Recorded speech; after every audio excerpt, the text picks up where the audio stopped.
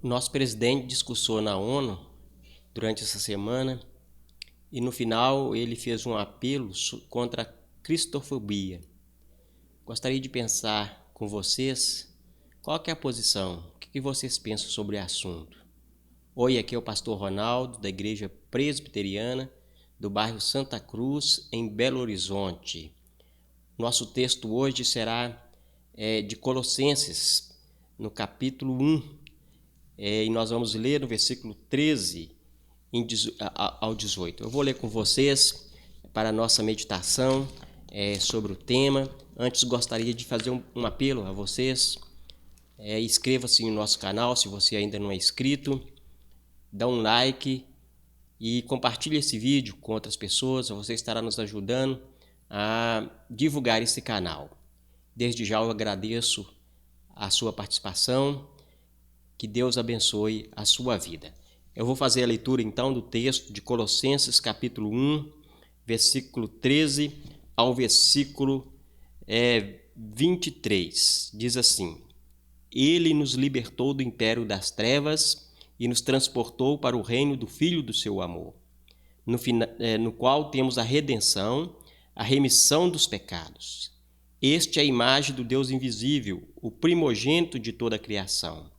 Pois nele foram criadas todas as coisas, no céu, sobre a terra, as visíveis e as invisíveis, sejam tronos, sejam soberanias, quer principados, quer potestades. Tudo foi criado por meio dele e para ele. Ele é antes de todas as coisas, nele tudo subsiste. Ele é o cabeça do corpo da igreja. Ele é o princípio, o primogênito de entre os mortos, para em todas as coisas ter a primazia. Porque aprove a Deus que nele residisse toda a plenitude, que havendo feito a paz pelo sangue da sua cruz, por meio dele, reconciliasse consigo mesmo todas as coisas, quer sobre a terra, quer sobre os céus.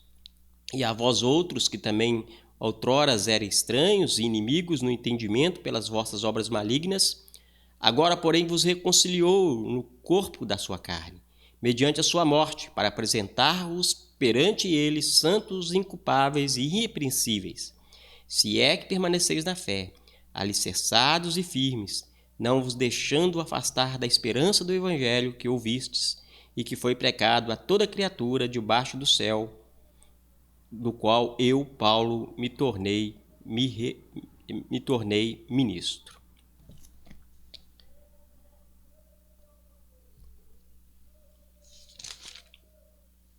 Eu vou continuar lendo aqui o texto, que a gente vai falar um pouco mais. Diz assim, versículo 24.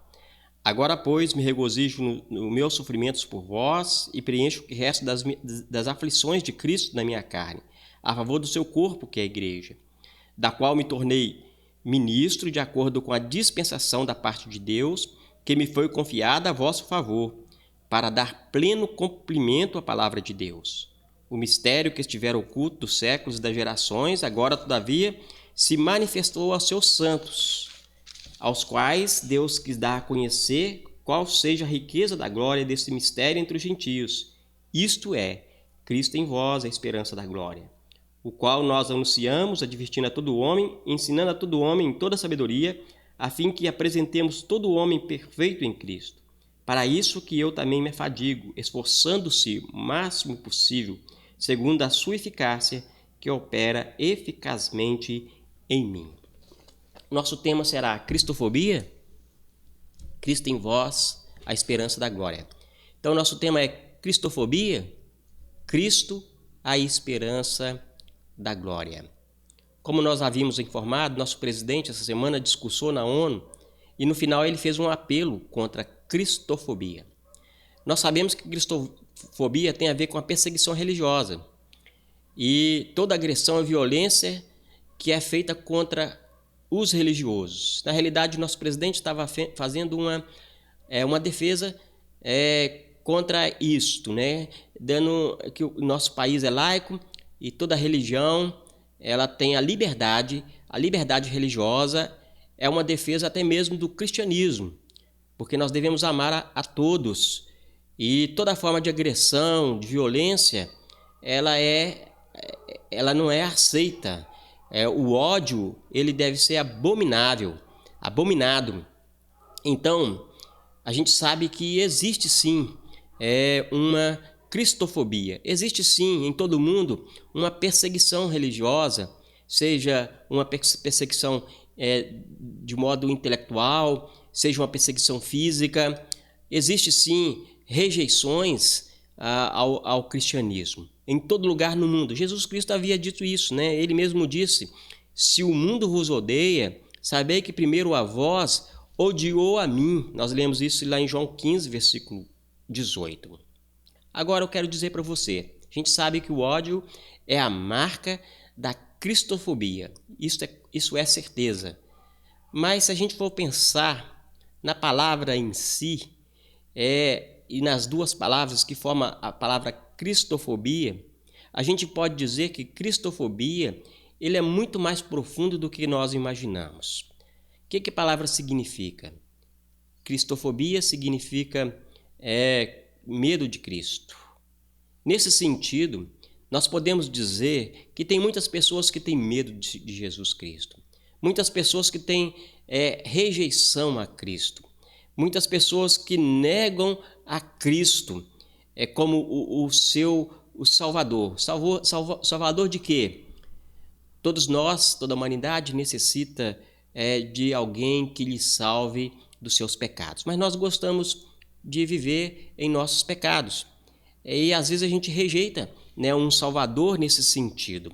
Nós não sabemos muitas vezes qual gravidade é isso. O que o pecado pode trazer à nossa vida. E essa rejeição é algo natural, de um coração natural, de um coração que não foi regenerado por Cristo. Toda rejeição a Cristo ele é evidente.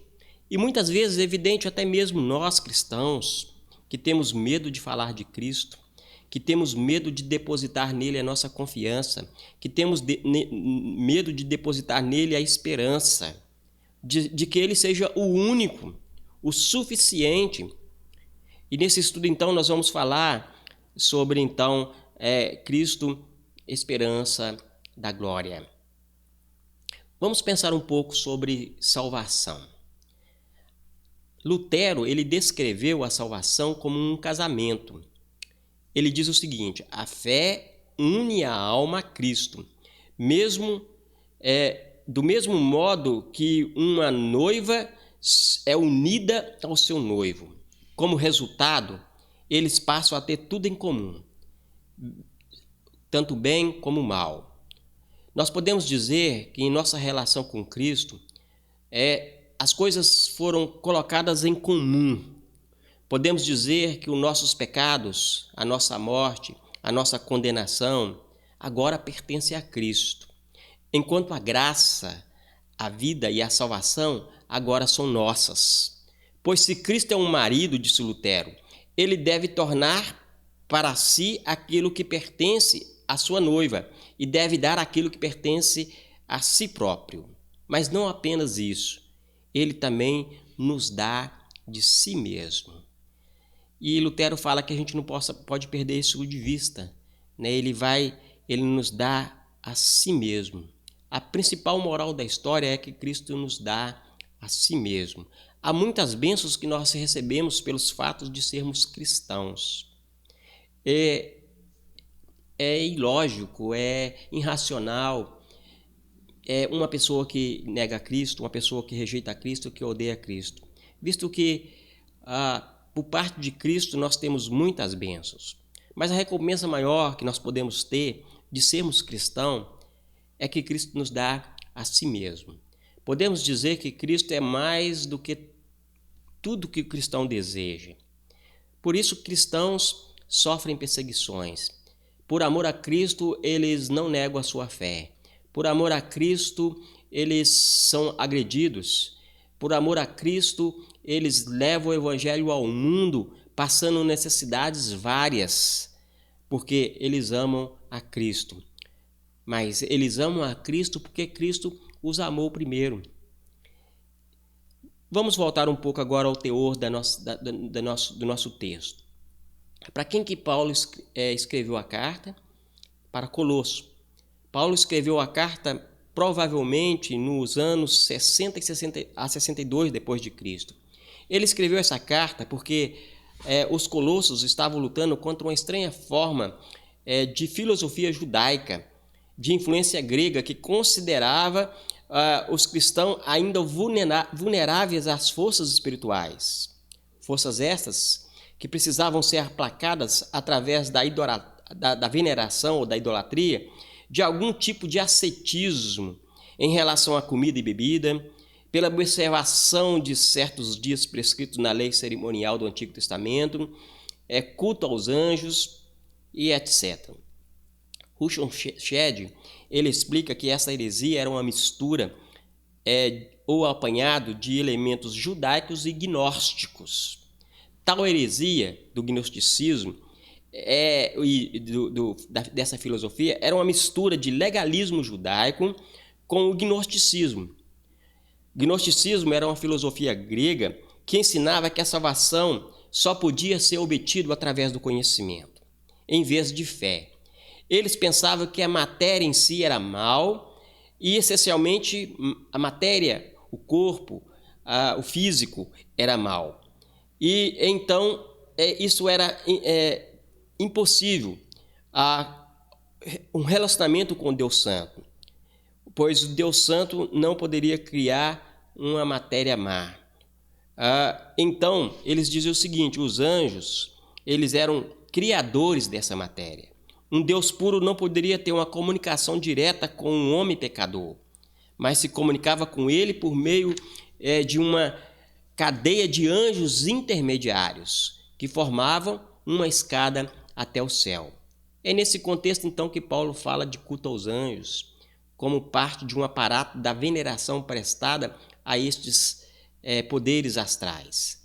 Havia a necessidade de aplacar tais espíritos e vencê-los ao procurar proteção de uma divindade mais forte. A astrologia oferecia aos homens um conhecimento secreto que os livraria da escravidão a esses espíritos elementares do mundo. A gente vê que também no gnosticismo a salvação ela é por mérito, era por esforço. A heresia de Colossos tinha um viés filosófico, estava infiltrado de legalismo, pelo ascetismo, pelo antinomismo, isso é, contra a lei, e pelo culto aos anjos. Segundo Bohr, o gnosticismo se definia como filosofia. Dizia-se que o cristão estaria cada vez mais perto da perfeição pelo cumprimento dos preceitos ascéticos, pela obtenção de visões e intuições divinas e pela audição de vozes interiores. Eles assim ensinavam a necessidade de algo mais além de Jesus Cristo. Essa heresia estava atacando a plena suficiência e a supremacia única de Cristo Jesus. Mas se você olhar, não há nada novo debaixo do sol. Nós podemos ver formas tais em nossos dias. Um reavivar do gnosticismo. Mesmo dentro das igrejas, nós estamos vendo pessoas cultuando anjos, enfatizando anjos. Nós podemos ver pessoas colocando questão de alimentação como algo mais importante do que Cristo, como algo necessário à salvação. Nós vemos pessoas também buscando vozes interiores, isso tanto na igreja como fora no mundo, onde busca espíritos. Tomemos cuidado com isso. Nós precisamos de entender que Cristo é a única esperança. Cristo é a nossa única esperança. Somente Ele é a nossa esperança. Então, para ajudar os cristãos a entender que Cristo é a única esperança, esse livro foi escrito. Nós vivemos um tempo em que pessoas têm colocado as suas esperanças na política, no progresso da ciência ou da educação. Vivemos em uma época seduzida pela cultura secular e filosofias anticristãs que se opõem fortemente a Cristo e assim contra o cristianismo. Homens que se consideram inteligentes e salvadores da humanidade, rotulam cristãos como pré-históricos e antiquados e escarnecem então da teologia e da filosofia cristã. A esperança cristã certamente tem sido atacada. Não só hoje, a cristofobia é evidente ao longo dos séculos. Antes, quando Paulo escreveu a carta aos Colossenses, os gnósticos diziam: por acreditarem que a matéria é essencialmente má, os gnósticos diziam: Jesus Cristo e Deus não pode ser humano. Se ele é humano, ele não pode ser Deus. Na história da igreja, nós vemos muito ataques à pessoa de Jesus Cristo, seja a pessoa divina dele, seja a pessoa humana.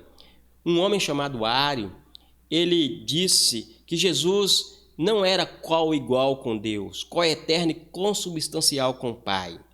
Hoje a doutrina ela é conhecida em algumas religiões que não olha Jesus Cristo como um ser divino.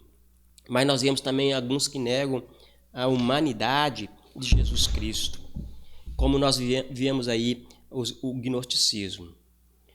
A doutrina de Cristo está sendo destruída e a apresentação de um Cristo, seja um Cristo só homem, um profeta, um mestre, um homem exemplar, negando assim a sua divindade, ou do outro lado, negando a sua divindade, há aqueles que atacam então a sua impecabilidade, aqueles que negam as suas obras, os milagres de Cristo, negam o seu nascimento sobrenatural, negam a sua ressurreição. Se Cristo não ressuscitou, é vã a nossa fé, é vã a nossa pregação. Paulo diz que se ele é o primogênito da ressurreição, e se nós não cremos que ele ressuscitou dos mortos, não haverá ressurreição dos mortos. Então é vã a nossa pregação, porque não há glória, não há vida eterna, não há nada além. Então, negar a ressurreição é negar a fé cristã. Mas vamos voltar para o texto. O que o texto apresenta para nós? Dentro da cosmovisão cristã, nós temos aí queda, redenção, criação e consumação. Queda, criação, redenção, consumação. Então nós vemos esses 3 pontos. Cristo em nós, a esperança da glória. Então nós vamos falar aí do primeiro ponto, que tem a ver que ele é uma esperança em nossa queda. Ele nos libertou do império das trevas. E o versículo fala: nele nós temos a redenção, a remissão dos nossos pecados. Deixa eu fazer uma ilustração aqui. Não sei se você assistiu o Homem-Aranha 3, aquele filme mais antigo. E nós vemos naquele filme que o Homem-Aranha ele foi tomado por uma força alienígena. Ele se tornou uma força negra que tomou posse do seu corpo. E a partir daí ele passou a fazer tudo aquilo que não era bom, né? Desprezou seus amigos, se tornou mais narcisista. E tantas outras coisas aconteceram pelo fato de uma força alienígena negra tomar posse do seu corpo, e ele ficou sendo escravo, né, dessa força alienígena, de tal forma que ele começou a gostar daquilo, né, do poder que aquilo lhe dava. Nós podemos dizer que muitas pessoas não atentam para uma realidade que existe um império das trevas. Devemos fazer deixar claro aqui uma coisa. Não existe uma questão de forças iguais, Deus e Satanás. Deus é sempre soberano. Deus é o primeiro poder. Nada está acima de Deus. Até Satanás, como diz Lutero, é o Satanás de Deus. Podemos acreditar em forças iguais, né? Trevas e o bem são forças equivalentes. Então, muitos não atentam aqui, por exemplo, que não há uma realidade do império das trevas. Alguns negam que existe um império das trevas, mas ele existe.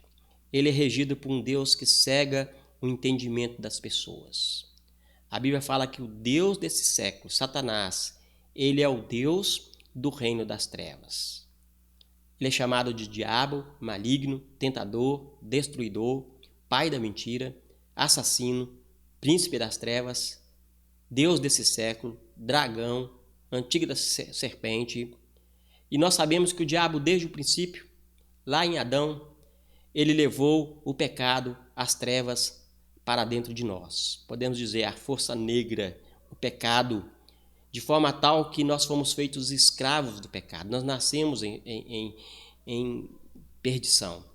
A Bíblia, lá em Efésios vai falar isso, né? Que nos quais andaste segundo o curso desse mundo, segundo a vontade da carne. Eram por natureza feitos filhos da ira. Então o diabo nos escravizou. E o diabo nos colocou escravos dos nossos pecados. O diabo é o pai da mentira. E todos nós, como disse João, todos nós, aquele que diz que não é mentiroso, esse já é mentiroso. Todos nós pecamos. Nós nascemos totalmente corruptos. A Bíblia fala que o nosso coração é desesperadamente corrupto. É nesse sentido que nós precisamos de um Salvador, porque o pecado, a Bíblia fala que o salário do pecado é a morte. A condenação do pecado é a morte, não só a morte física que nós vemos, mas também a morte eterna, a ira de Deus. Ou seja, a ira de Deus está sobre todo pecado e sobre todo aquele que peca. A ira de Deus vem sobre ele. Então, nessa realidade desse império das trevas, que nós estamos escravizados a eles, nós precisamos de um Salvador. A nossa esperança está em alguém que nos livre do poder do pecado, em alguém que nos livre da culpa do pecado, em alguém que nos faz novas criaturas. Então, Cristo é a esperança em nossa queda, porque o ponto 2 fala que Ele é a esperança em nossa redenção. Ele nos libertou do império das trevas e nos transportou para o reino do Filho do seu amor. Aquela ideia de que o homem é capaz de chegar ao céu, à vida eterna, à glória, pelos seus esforços, pelos méritos. Talvez você nem acredite nisso, né? Talvez você não acredite que existe algo além, por um ser um ateu. Mas a Bíblia fala e deixa claro, né, que existe sim algo além. Existe uma vida eterna. Talvez você pense que isso você vai alcançar por uma vida moral, você vai alcançar pelos esforços, ou talvez como pensava o gnosticismo, aquela filosofia judaica, que é pelos méritos, né, o esoterismo, o sincretismo, o sacrifício, o cumprimento da lei, mas sem o sacrifício expiatório de Cristo, substitutivo de Cristo. A salvação pelo esforço não é apenas enganoso, mas é também satânica em nossa vida, como diz o nosso pregador Hernandes Dias Lopes. É uma falsa humildade acreditar que o homem pode chegar a Deus por meio de seus esforços. Então, a única esperança para nós é Cristo. Somos libertos por Cristo. Deus é o único que pode nos libertar do império das trevas por meio de Cristo. O verbo fala, a palavra libertou, Ele, Deus, nos libertou do império das trevas, está no passado, significando que a obra de libertação foi absolutamente consumada. Estamos livres, somos verdadeiramente livres. Quando Cristo morreu lá na cruz, uma das palavras que ele disse foi tetelestai, está consumado, está pago. Deus nos transportou por meio do Filho do seu amor. Cristo pagou a pena dos nossos pecados. Cristo pagou a nossa dívida para com Deus. Então ali houve uma operação de resgate que Deus fez. Estávamos algemados pelas correntes do pecado no reino das trevas. Deus em Cristo nos resgatou. Ele enviou o seu Filho, que veio com a sua vida e com a sua morte, com a sua ressurreição, e nos resgatou deste Senhor, do império das trevas, e nos transportou para o reino dos filhos do seu amor. Ele também nos resgatou da ira de Deus. Nosso maior problema está no fato de que nós estamos endividados com Deus, que nós precisamos de sermos libertos da ira de Deus. E Cristo então vem nos resgatar da ira de Deus, sofrendo a ira de Deus em seu próprio corpo. William Hendricks diz o seguinte, que Deus nos tirou do reino obscuro das ideias falsas e imaginárias para nos introduzir na terra banhada pelo sol do conhecimento claro. Tirou-nos da esfera dos desejos pervertidos ao bem-aventurado reino dos anelos santos. Arrancou-nos da miserável masmorra de cadeias intoleráveis e dolorosos lamentos ao palácio de uma liberdade gloriosa e belas canções. Paulo diz que em Cristo nós temos a redenção dos nossos pecados, que havendo feito a paz pelo sangue da cruz, por meio dela reconciliar-se consigo mesmo todas as coisas, quer sobre a terra, quer sobre os céus, vos reconciliou no corpo da sua carne, mediante sua morte, para nos apresentar-nos a Deus, santos, inculpáveis e irrepreensíveis. Você entende que nós estamos em inimizade com Deus por causa dos nossos pecados? Que Cristo veio fazer essa reconciliação entre Deus e o homem? Esse é o fato, porque ele tem que ser homem para ser o nosso representante, tem que ser Deus para nos apresentar diante de Deus, para nos apresentar uma obra que seja eterna, que não somente que seja uma obra de um instante, de um momento, de um momento no tempo. O homem não está em paz com Deus. O pecado afastou o homem de Deus. O homem tornou inimigo de Deus e rebelde contra o seu Criador. Sua alma, ela não tem descanso, ela é perturbada, ela é solitária e vazia. O homem está vivendo uma vida sem direção, sem propósito, até que Cristo vem e renova essa vida, redireciona essa vida. Isto é salvação. O homem não está em paz com Deus, ele não experimenta a paz de Deus, ele não conhece o Deus da paz. Foi então que Deus veio e enviou seu próprio Filho e que tomou a iniciativa de reconciliação entre nós e nosso Deus. Ele se colocou como mediador. Deus tomou a iniciativa de nos reconciliar consigo mesmo na cruz de Cristo. Deus mostra tanto repúdio ao pecado, quando ele lança toda a sua ira sobre Jesus Cristo, de tal forma que ele diz: Deus meu, por que me desamparastes?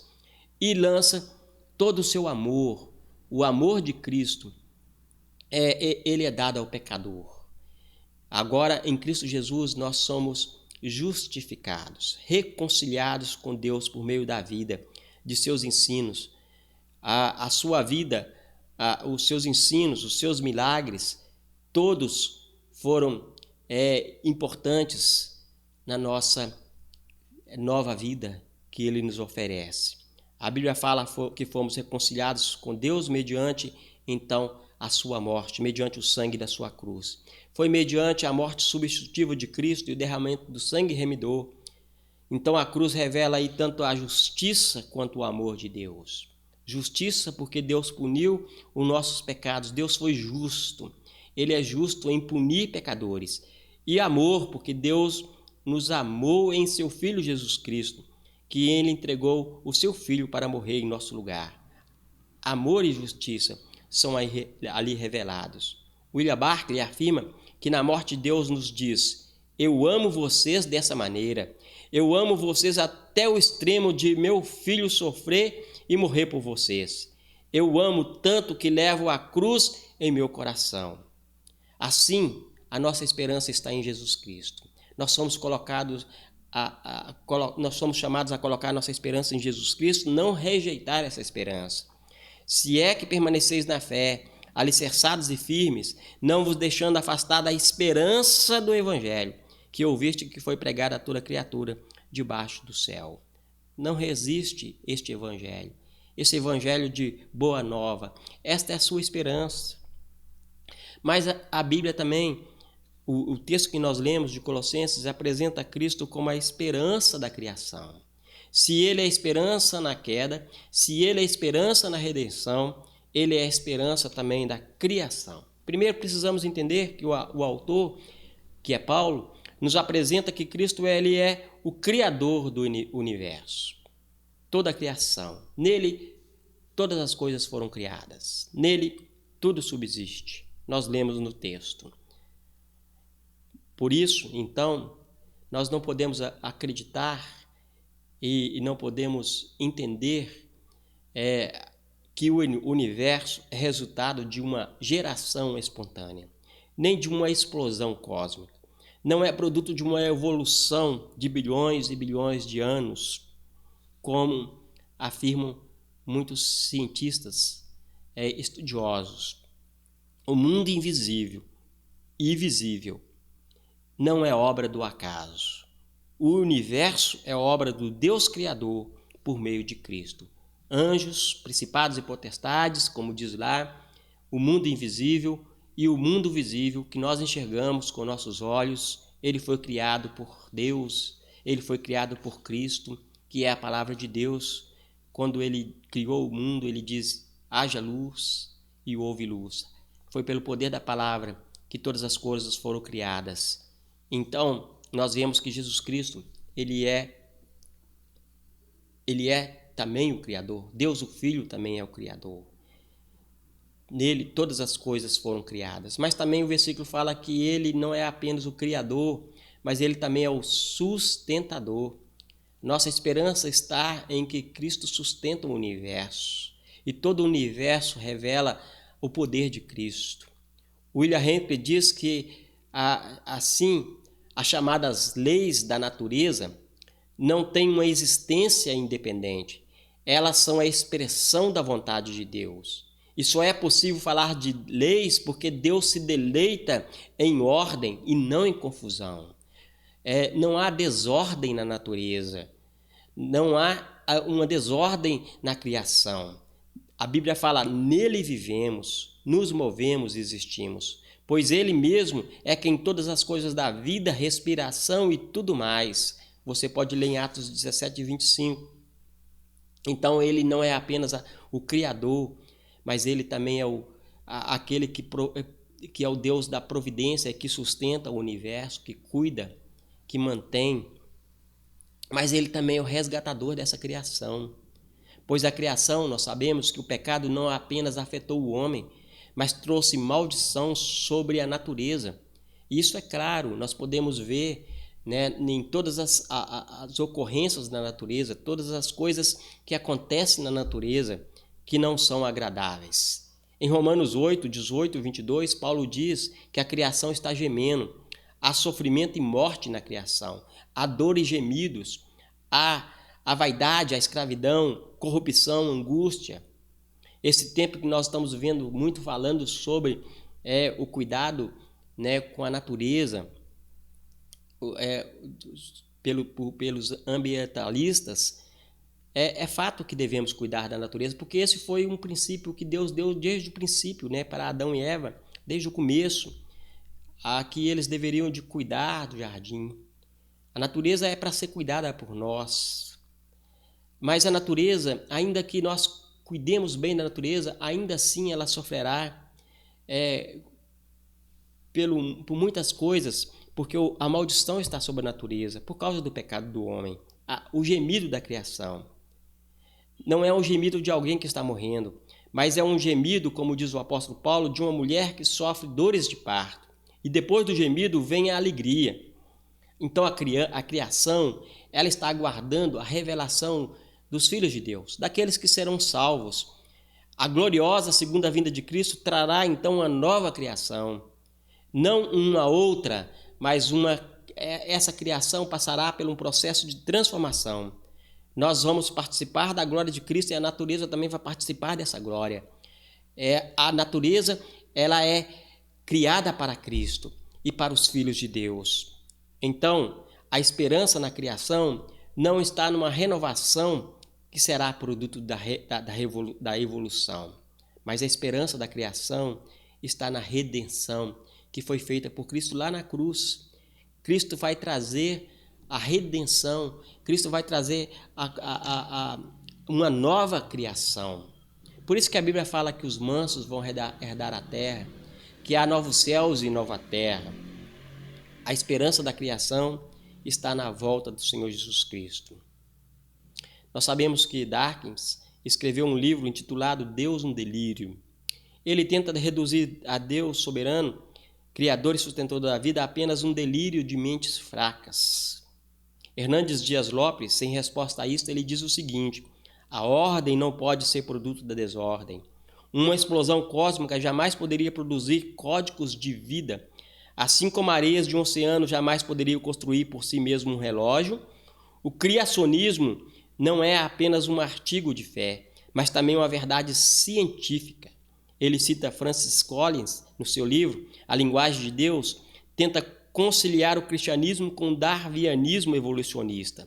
Esses teóricos, que se abastecem nas fontes rotas dos teóricos liberais, negam a literalidade do relato da criação conforme registrado em Gênesis 1 e 2. O relato da criação no livro de Gênesis não é mitológico, mas literal. Então nós não podemos negar essa verdade, que traz então que Cristo Cristo é o Criador da criação. Ele foi o princípio da criação. E Paulo reafirma de um modo eloquente nessa carta a Colossenses: tudo foi criado para ele. Ou seja, tudo foi criado para a glória dele. Cristo é o alvo da criação. O mundo foi criado para o Messias. O universo tem a grande finalidade, então, de render a Jesus todo o louvor e a glória. Isso, com certeza, se cumprirá quando todo joelho se dobrar e declarar que Jesus Cristo é o Rei e o Senhor. Ainda que muitas pessoas perseguem a Cristo hoje, um dia eles terão que reconhecer, dobrar os seus joelhos. Por isso o Salmo 2 fala: beijai o Filho, para que não te irrites no caminho. Adore a Jesus Cristo. Mas Cristo também é a esperança da igreja. Ele é o cabeça do corpo, o dono da igreja, o Senhor da igreja, aquele que sustenta, dirige e protege a igreja. Não são os pastores, não são os padres, não é o Papa, o cabeça da igreja. O cabeça da igreja é Cristo. Ele é o fundamento. Se Cristo não é o cabeça da igreja, a igreja está morta. Jesus é o fundamento da igreja. Ele é o edificador da igreja. Ele é o protetor da igreja. A esperança da igreja está em Jesus Cristo. Se a igreja tirar Jesus Cristo, acabou-se a igreja de Cristo. Não existe igreja verdadeira sem que Cristo seja o condutor dela, sem que Cristo seja o fundamento dela. A ressurreição de Cristo é a razão do existir da igreja. Se Cristo não tivesse ressuscitado dentre os mortos, não haveria igreja. Se Cristo não tivesse ressuscitado dos mortos, até hoje o cristianismo não permaneceria. Muitas pessoas já tentaram destruir o cristianismo, mas ele não será destruído. Ainda que seja perseguido, ainda que seja odiado, Cristo sustenta o cristianismo. A ressurreição de Cristo e também o poder pelo qual a igreja vive. Cristo é o primogênito dos mortos, como diz aí. E por último, Cristo em nós, a esperança da glória.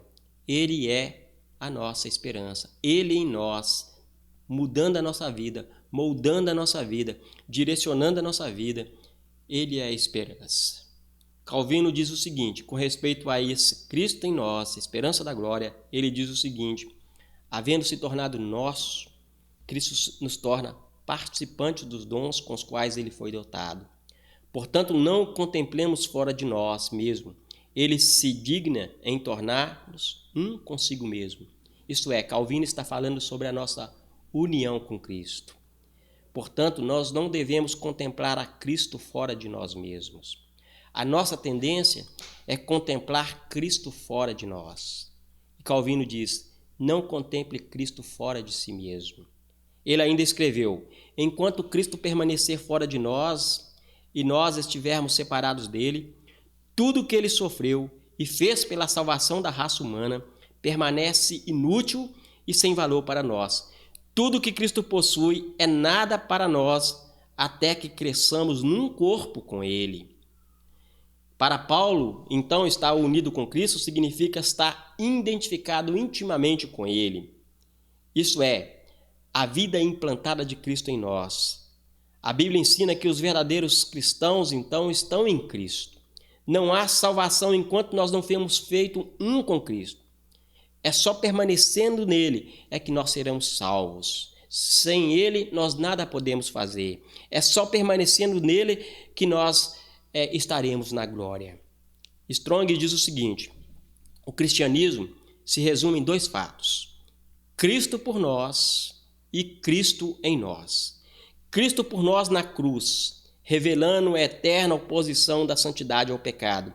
E Cristo em nós, pelo seu Espírito, do seu Espírito, renovando em nós a imagem perdida de Deus e permanecendo em nós como fonte inteiramente suficiente e pureza e poder. Eis aqui os 2 focos da elipse cristã. Cristo por nós, o qual nos redimiu da maldição da lei, fazendo-se maldição por nós, e Cristo em nós, esperança da glória, pelo qual o apóstolo chama o mistério do Evangelho. Nós somos predestinados, nós somos eleitos, nós somos justificados, nós somos transformados, isso é, nós somos salvos com base em nossa união pela fé com Cristo. Somos justificados pela fé em Jesus Cristo. E por meio do seu Espírito, nós somos adotados, santificados. Nós dissemos e clamamos a Deus Pai. O testificar interior do Espírito Santo, de fato, mostra que somos filhos de Deus. Ele que nos traz a iluminação para entender que a Bíblia é a palavra de Deus, é a palavra inspirada por Deus. Pelo seu Espírito, então, nós somos santificados, e em Cristo que perseveramos. É a imagem dele que um dia seremos glorificados. John Murray diz o seguinte: a união com Cristo é realmente a verdade central de toda a doutrina da salvação. Ela abarca toda a salvação, desde a sua fonte última na eleição eterna até a sua realização na glorificação dos eleitos. Quando Deus nos olha em Cristo. Deus nos olha impecáveis, porque nos olha em Cristo. Nós estamos em união com Cristo. Ele nos olha como pessoas santas, perfeitas. Por isso que a igreja é chamada aos santos que vivem em Éfeso, em Corinto e por aí vai.